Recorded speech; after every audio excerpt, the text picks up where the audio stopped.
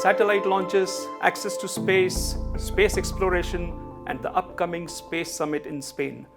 These were some of the topics that were deliberated at the European Space Agency's Council meet here in Paris. To talk more about it, I'm now joined by the Director General of the European Space Agency, Josef Aschbacher.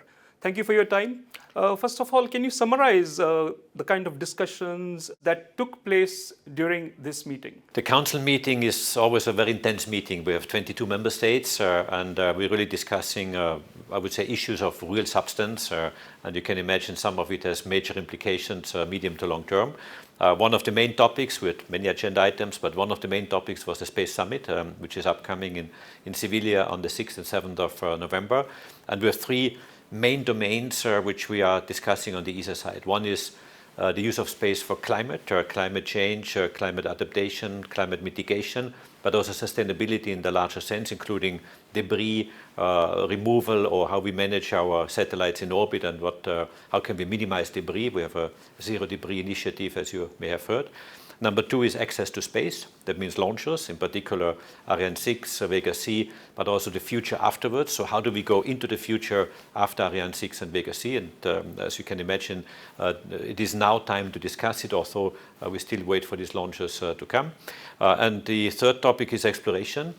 Seeing what's going on in the world, what other nations are doing in exploration, but also realizing that there's a real potential economically, geostrategically, in terms of security, but also retention of talents in Europe. We have also discussed this quite extensively. What does it mean? What does Europe do? What does Europe want to do in order to be a major, strong partner internationally on exploration?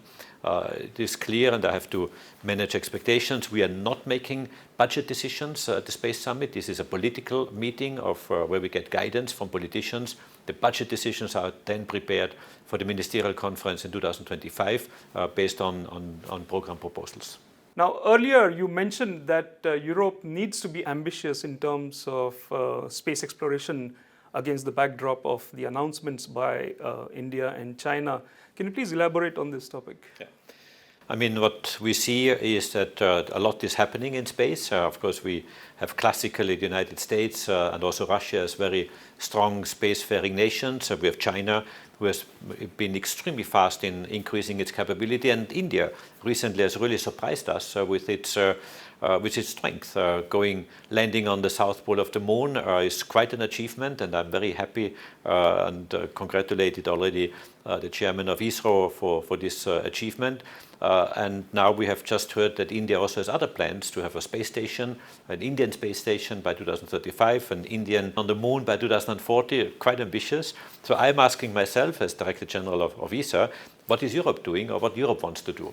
So if I ask myself, of course I have to ask this question to my member states because they are the ones to fund all the activities we do. So yes, this is a very intense debate. I think it is fair to say that today, compared to a year ago, we have made huge progress in raising the topic to the public and to the people. Of course, making decisions is a process that takes time. And in Europe, we have to consult many countries, as you know. But certainly, people are very much aware of how urgent it is, how important it is that Europe also becomes an even stronger partner in exploration. And this is exactly the discussion we have now in order to prepare budget decisions in 2025. And one of the most talked about topics is about Ariane 6.